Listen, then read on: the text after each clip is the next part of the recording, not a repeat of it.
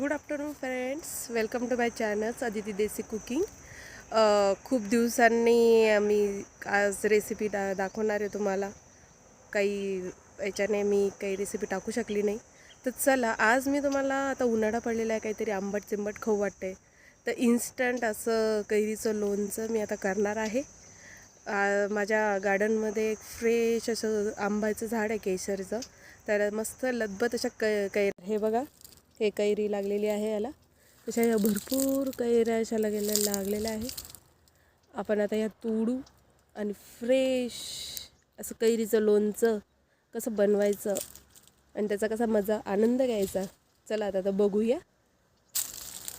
हे बघा, हे आम्ही कैऱ्या आता पाण्यात टाकलेलं आहे.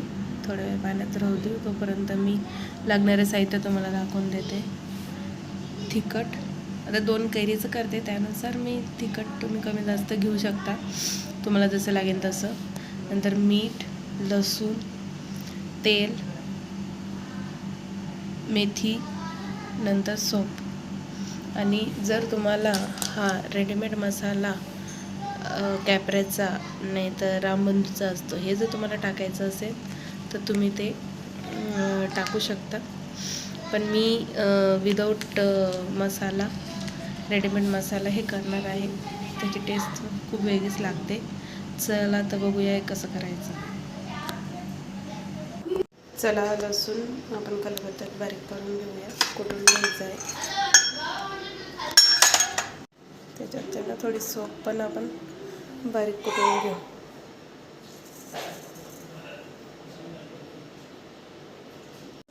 हे बघा, हे अशा प्रकारे बारीक झालेलं आहे. आता आपण मेथी ना कढईमध्ये थोडं भाजून घ्यायचं हलकंसं. हे अशा प्रकारे आपण थोडंसं भाजून घेतलेलं आहे. आता आपण तेल गरम करायला ठेवूया गॅसवरती. तेल चांगलं कडक होऊ द्यायचं आहे.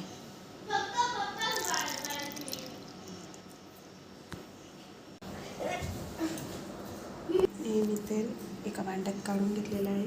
आता आपण जी पेस्ट केलेली होती ना, ती थोडंसं गरम ह्याच्यात टाकून द्यायची, म्हणजे थोडी चांगली भाजली जाईल. आणि मग नंतर ते लाल तिखट टाकायची, म्हणजे चरला नाही लाल करायचं असेल, लाल पाहिजे असेल तर. हे बघा, हे अशा प्रकारे आपलं ते तयार आहे.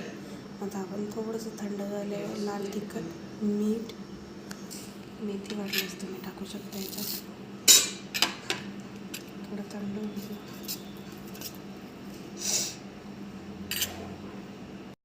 चला, आता हे मिश्रण थंड झालेलं आहे. आपण याच्यात चवीनुसार मीठ टाकूया आणि 2 चम्मच मी त्याच्यात टाकते.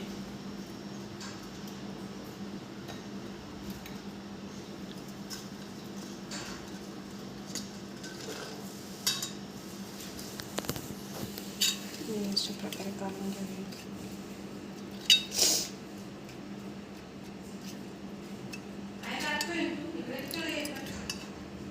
मस्त लाल सरक झालेला आहे. नंतर आपण एक चिरलेला कैऱ्या त्याच्यात टाकून आणि मग ते एकजीव करून घ्यायचं आहे. हे बघा, हे अशा प्रकारे एकजीव झालेला आहे. अशा प्रकारे लोणचं खाण्यासाठी तयार आहे. ही रेसिपी नक्की करून बघा आणि उन्हाळ्यात लोणच्याचा मजा घ्या. थँक्यू.